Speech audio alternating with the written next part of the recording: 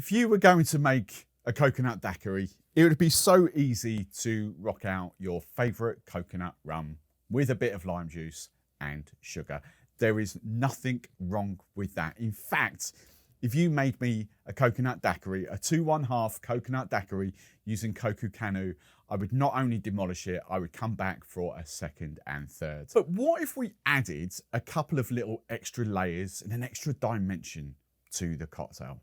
Would overcomplicating such an easy cocktail be stupid? Well, you guys didn't seem to think so a couple of weeks ago when I rocked out the banana daiquiri. So let's adopt that exact same philosophy. Let's have a go at elevating the coconut daiquiri, a cocktail that really doesn't need elevating, but we're just going to do it for giggles. Now, before we go any further, I just want to touch on your choice of coconut rum that you use for a coconut daiquiri.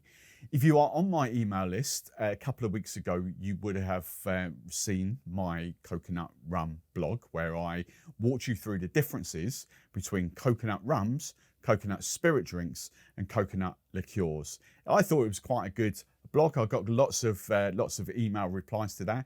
If you're not on my email list, I'll talk you through how you can get on that after I've made the recipe. But if you want to read my blog about the different coconut products, just put "show me coconut" in the comments below and I'll link you to the thing. My point being that once you understand the difference between a coconut rum, a coconut spirit drink and a coconut liqueur, you can better guide yourself there because they are all completely different. For coconut daiquiris, while I do love plant-raised cut and dry, I openly say here time and time again, I'm not a fan of moody daiquiris.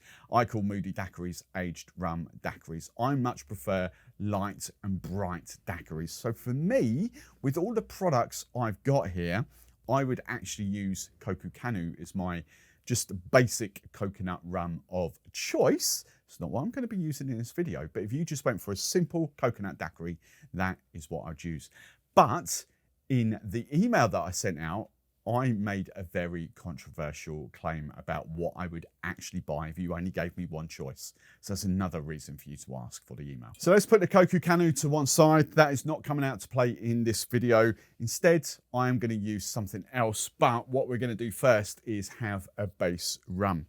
You guys are going to get fed up with me talking about this. I absolutely adore this rum. If it ever went off the market, I think I would cry. It is my ultimate... I think it's my ultimate base spirit behind it. I just love the flavour. I think it's fantastic. 4 rum blends, parts of agricole, parts of sort of column still, a little bit of pot still in there.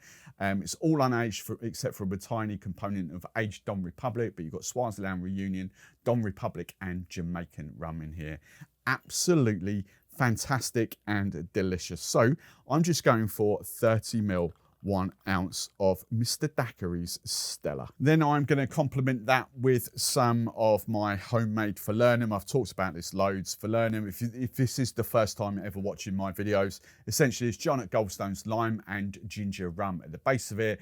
I've just added some almond notes and some sweetener, and it's a double ABV to what John D. Taylor's Velvet Falernum is, so it's 22 and all that.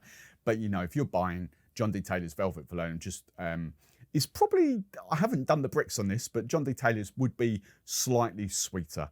Okay, this is a banging falernum. I'm actually going to buy another bottle of lime and ginger rum to make this falernum again when I run out of this. Really, really good.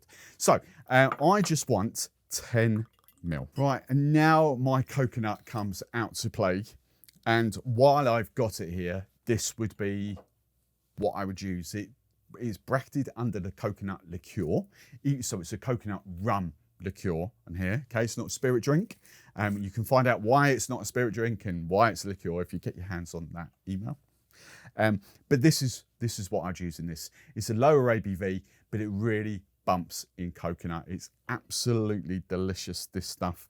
We're going for 22.5 ml, 3/4 of an ounce. It's worth noting, I've just slightly dialed that back from the full 30ml 1 ounce, just purely because my falernum is a bit stronger. if you are using JD Taylor's for learning, for example, to make this, then I potentially, if you are using Bounty, I'd potentially go up to the 30ml just to kind of level out that sort of ABV. But heck, if you wanted to use 30ml of Coco Canu in there, you do you. It's you making your cocktails. I'm just giving you inspiration. Now, we're not going to mess around with the lime juice. Obviously, you know, that's a massive component to a daiquiri. You can't make a daiquiri without lime juice. My stuff is always from Boiron these days here in the UK, and it's a global product. You know, it is fresh lime juice that has been packaged up, long life, shelf stable, good for 8 days afterwards. I guarantee it in a blind tasting, you would never ever tell the difference between freshly squeezed. That's how confident I am. So we're going for 30ml.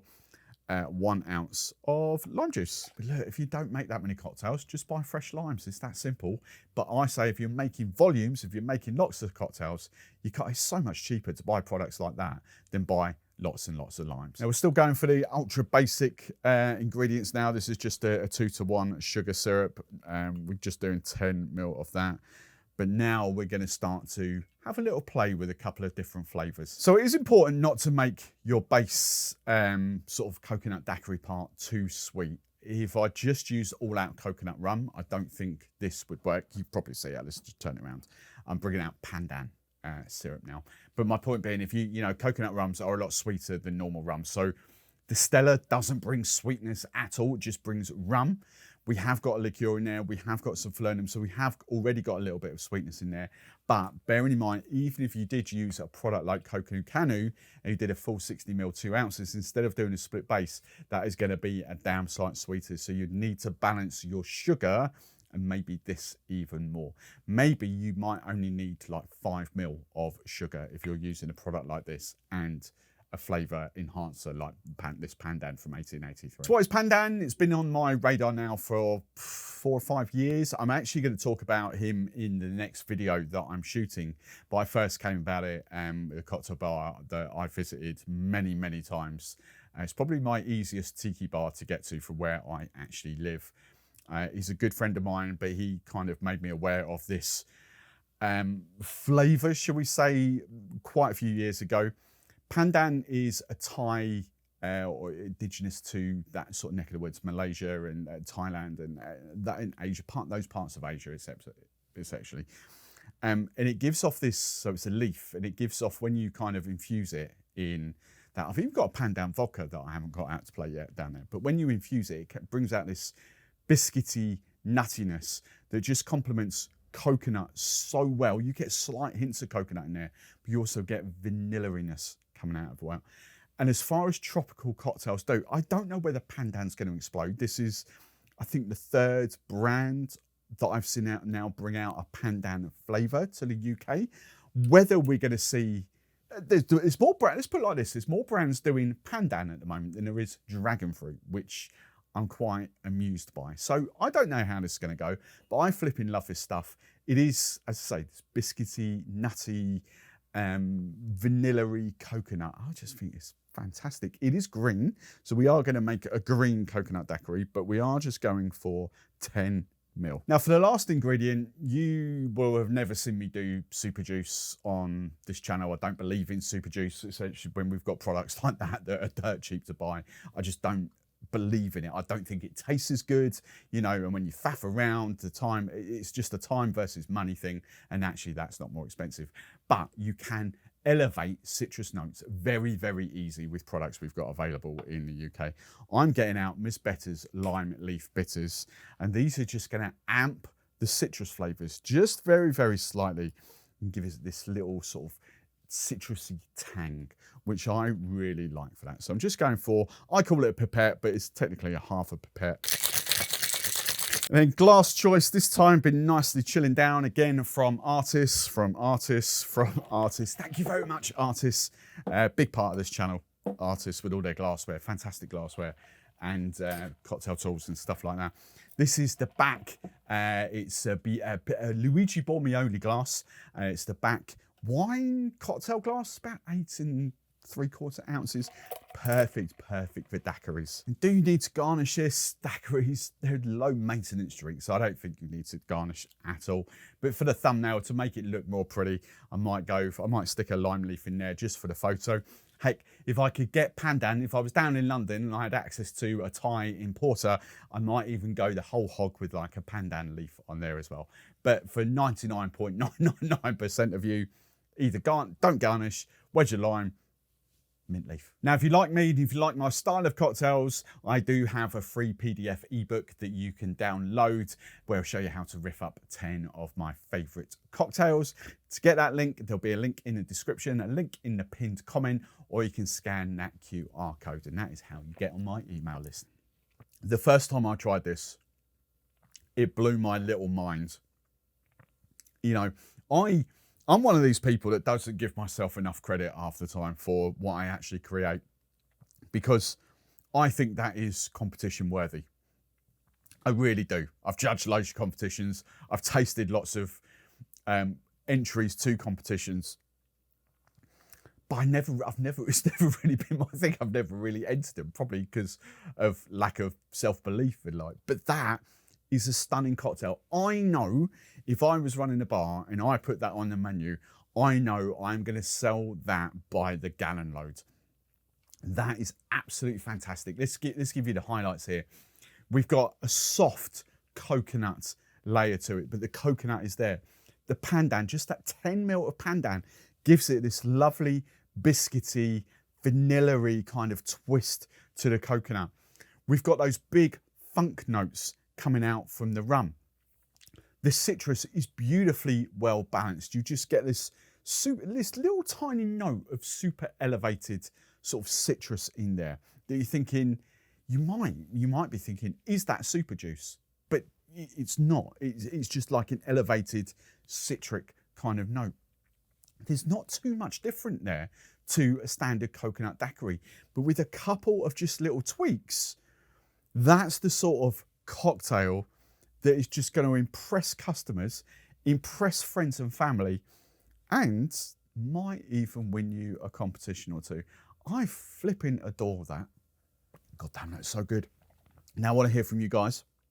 I put this recipe up on screen along with a standard, not that you'll ever need to see it, but a standard coconut daiquiri recipe in there. But my question that I always ask, if you were running a cocktail bar or you had friends coming over to the party that always had coconut daiquiris, that loved coconut daiquiris, how would you make your coconut daiquiri different? How would you stand out from your competition or stand out from your friends that might think they make better coconut daiquiris from you? I cannot wait to see your suggestions and that. I've got a few things that I would do to a coconut daiquiri. I don't think I would actually do anything to this at all in the slightest. That beautiful balance of pandan, it's not overly sweet at all. You know, if I was going ratio wise, I don't know kind of how it's worked out in there, but if I was going ratio wise, that's closer to me to a 5-to-1 daiquiri. So 5 parts rum, 2 parts lime juice, 1 part sweetness. That's how I'd call it. I definitely wouldn't call it a 2-1/2 sweetness. That is beautiful. For me, with coconut, look, coconut pineapple works. Coconut vanilla works. You know, you could go crazy. And again, I know it's a liqueur that many of you won't have, but just to emphasize the point, like pineapple and grapefruit, 2 separate liqueurs, a pineapple liqueur, a grapefruit liqueur. They're both going to work very, very well with coconut. You could even play about with some vodkas. Coconut and raspberry is beautiful. It just really, really works. Plantaray cut and dry. I don't think Plantaray cut and dry is a swap into there. I don't think that cocktail works with Plantaray cut and dry. It has got that chocolate sort of notes. It's a very different coconut sort of vibe coming off there. Could you use a coconut water, coconut milk? Yes, you could. Could you use Real's coconut puree in there, or cream of coconut, I should say? Yes, you could, but they're going to create very different cocktails. I'm all about light and bright. So for me, I've just seen the banana bitters because I have done a coconut and banana cocktail before, a daiquiri before, and I flipping love that. I prefer like a Giffard or Briotet, or, you know, I prefer those sort of banana liqueurs in a daiquiri than I do the Tempest Fugit. Tempest Fugit are just a little bit richer, if you like. And again, I'll come back to what I personally like in a daiquiri. I think at the end of the day, when you think coconut, just think tropical liqueurs. Kiwi, you know, kiwi, I used it in the last video, but a kiwi liqueur, kiwi flavor, you know, any kind of tropical flavor is going to work with coconut. But it's all about balance, and it's all about just doing something crazy. And that pandan, that might be, I keep saying this, but that might be my cocktail. I went on a guava daiquiri kind of rampage last year, but I think a coconut pandan daiquiri might be the new me. Whew. Now, if you like me and you want to see more of my videos, make sure you hit that subscribe button so you don't miss any more of my future videos. And talking of future videos, I'm making a cocktail that probably 99% of you will have never heard of and seen before, maybe even a lot more than that, 99.9. It is a fantastic cocktail made by one of my good friends in the bar industry. And I just want to shine a little light on it and just take it in a very slightly different direction. I'll see you next time. Cheers.